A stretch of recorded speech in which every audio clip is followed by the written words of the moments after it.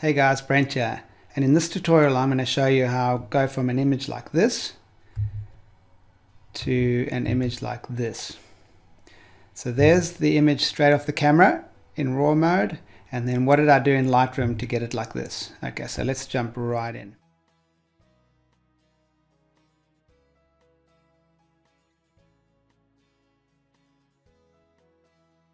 Alright, so let's run through this really quickly and see how I run through an image like this. So I photographed this in the Blue Mountains and it was a pretty cold morning.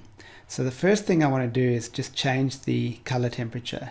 So this is straight off the camera as shot, as you can see, and I can probably say it's, it's in the shade. So let's go into the shade there, and it was pretty cool. So I'm going to go a little bit cooler on the temperature. So I'm going to crank it all the way down to about around about there.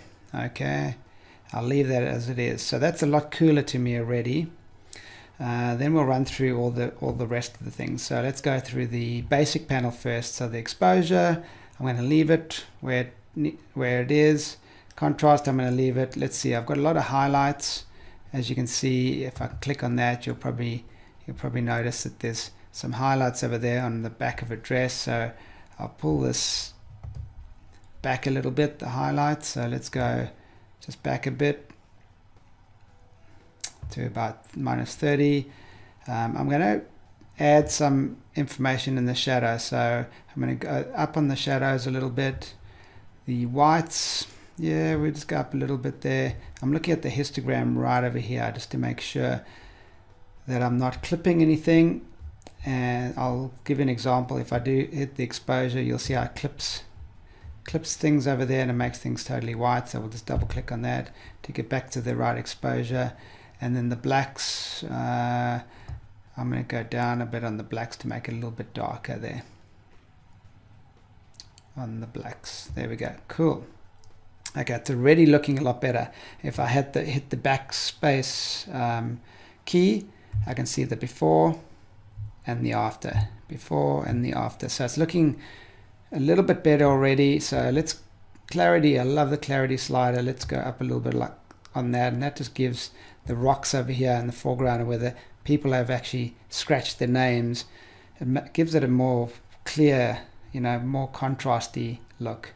Vibrance, we'll put that up a little bit, just to get the colors coming out, except for the skin tones. So vibrance works really well on portraits. It doesn't bring the skin tones out too much. I have noticed a little bit of red in her face there, but that's probably just from the cold. We'll leave the saturation where it is. The tonal curve, I'm not going to do anything over there.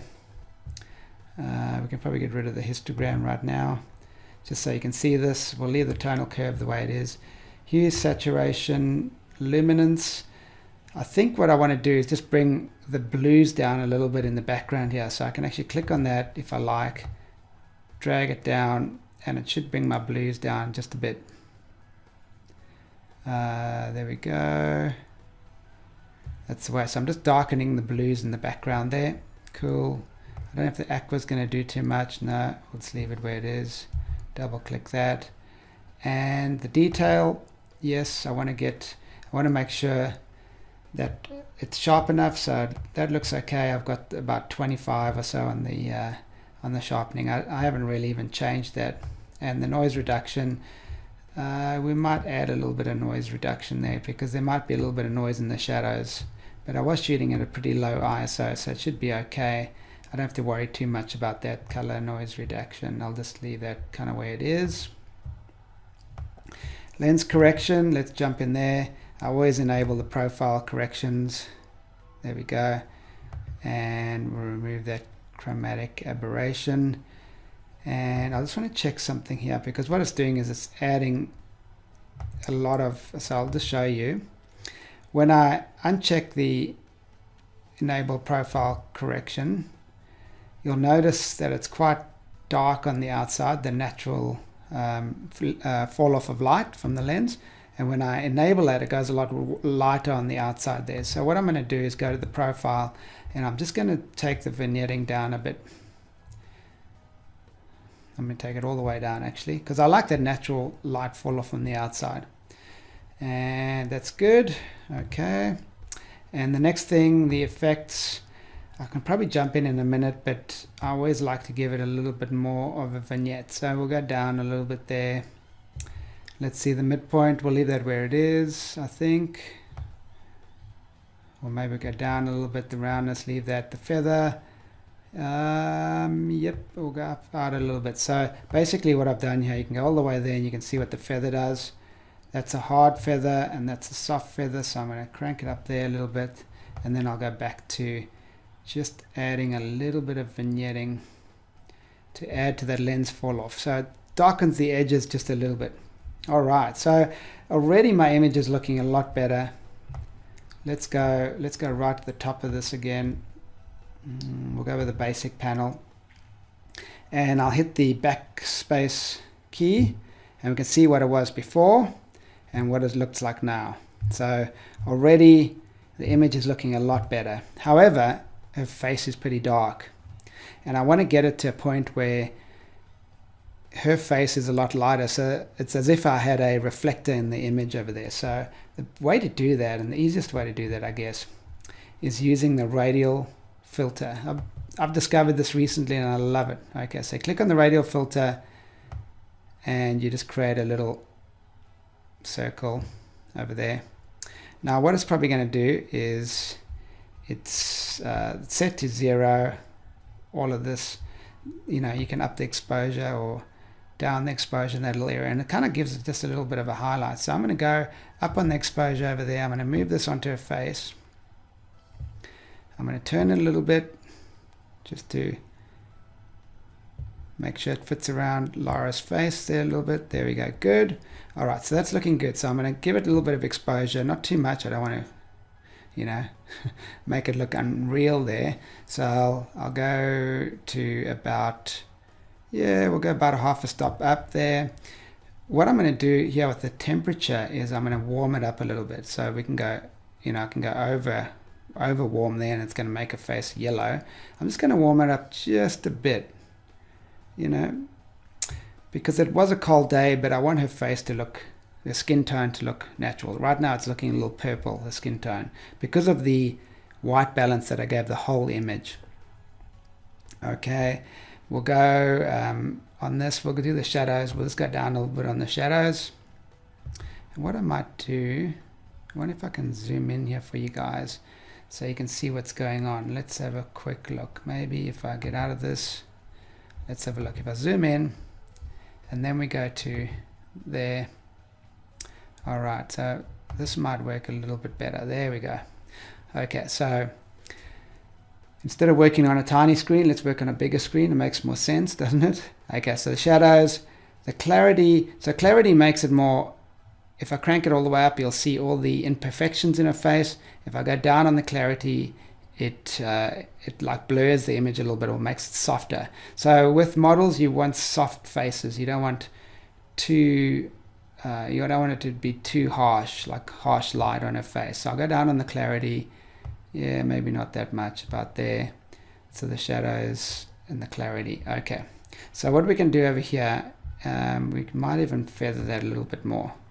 So what the feather does is it just the fall off of the radial filter that I'm using over here.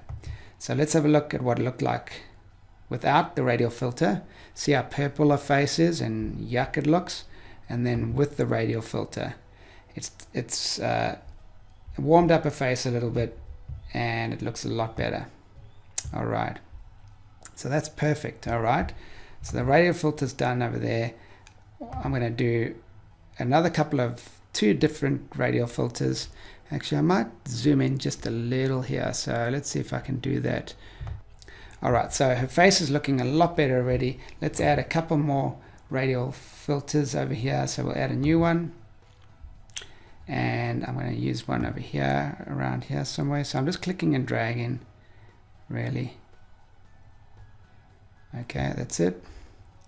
So I'll move that down to her, the rest of her body. I'm going to change the angle of this radial filter about there. Alright, we'll move it down to this part of her legs. We'll turn it even more. We'll make it skinnier. even more. Perfect. All right. So now I can warm up her legs over there. So the first thing I'll do is warm it up a little bit. There we go. The exposure, we can possibly leave that the way it is. The shadows, maybe we can go up on the shadows a bit, just to add a little more detail to the shadows. Clarity, we can come down a little bit in the clarity slider, and we can just give it a little more feather. There we go. So let's have a look. That is without the two radial filters. Now that's with the radial filters, looking a lot better already. And so I'll do a last one. Okay, we'll go new, and I'll just put it onto this part of her body over here. There we go. We'll move this down to this section of her body, and we'll do the same thing with this. We'll just make it a little bit more warm. All right, we'll go the shadows up a little. Here we've got some heavy highlights on her, the back, so we might just take the highlights down a bit, and we'll take the clarity down a little bit there. I'll give it a little more feather. So perfect. All right, so that's already looking a lot better. So what we can do now is, let's have a look at the before picture, and there's the after picture. So I've got Lara looking a lot better now. I've got the image the way I wanted. It's blue, it's a cold morning. We've got a lot of shadows, so there's blue light, but her face is properly exposed, and her body's properly exposed, and her skin is looking a lot better. So, whoops. So there we go. That's how I done the edit. What do you guys think? Please leave comments below. Let's just go back to here, and we'll go to the full screen mode. I'll go to lights out mode, and we can have a look at the before picture and the after picture. Awesome, guys. So if you can leave comments below on what you think of this image, that would be great. This is Brent. Have an awesome day.